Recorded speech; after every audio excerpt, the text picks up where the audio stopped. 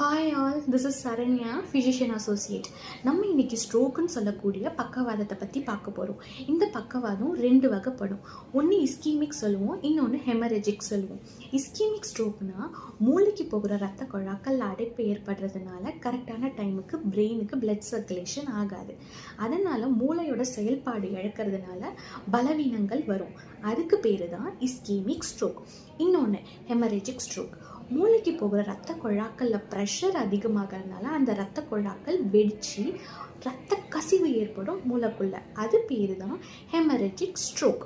இப்போது இது ரெண்டுமே எமர்ஜென்சியான கண்டிஷன். இதை எப்படி நம்ம கண்டுபிடிச்சி எமர்ஜென்சிக்கு கூட்டிகிட்டு வர்றது? அதுக்கு தான் ஒரு 6 லெட்டர் நிமோனிக் இருக்குது. BE FAST. B for balance. அவங்கள நடக்க வைங்க. நடக்க வச்சிங்கன்னா ஒன்று அவங்களுக்கு இம்பேலன்ஸ் இருக்கும், இல்லை அவங்களால நிற்கவே முடியாது. இன்னொன்று இ, அவங்க பார்வையில் எப்படி இருக்குன்றது கேளுங்க. ஒன்று ரெண்டாக தெரியுதா இல்லை மங்கலாக தெரியுதா அப்படின்றத கேளுங்க. F for face. கண்ணு ஒரு பக்கம் கீழே இறங்கின மாதிரி இருக்கா இல்லை வாய் ஒரு பக்கம் கோணிக்கிட்ட மாதிரி இருக்கா, அதை நோட் பண்ணுங்க. ஏ ஃபார் ஆம்.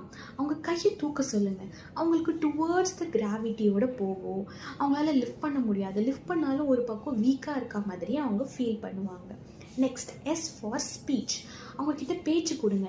ஒன்று வாய் கொளறி பேசுகிறாங்களா, இல்லைனா வார்த்தைகளே வரலையா, இல்லைனா நீங்கள் கேட்குற கொஷினுக்கு இர்ரெலவெண்ட்டாக ஆன்சர் பண்ணுறாங்களா அப்படின்றத பாருங்கள். T for time. இந்த சிச்சுவேஷன் நடந்த உடனே வித்தின் 4 ஹவர்ஸ்க்குள்ளே நம்ம எமர்ஜென்சிக்கு கூட்டிகிட்டு வரணும். அப்போ தான் இதோட ரெக்கவரி ரேட்டும் நல்லா சீக்கிரமாகவே இருக்கும். So never neglect this kind of symptom.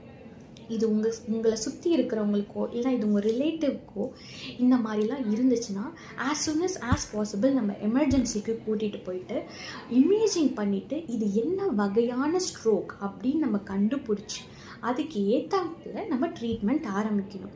இதை பற்றி இன்னும் டீட்டெயிலாக நெக்ஸ்ட் வீடியோவில் பார்க்கலாம். Thank you all.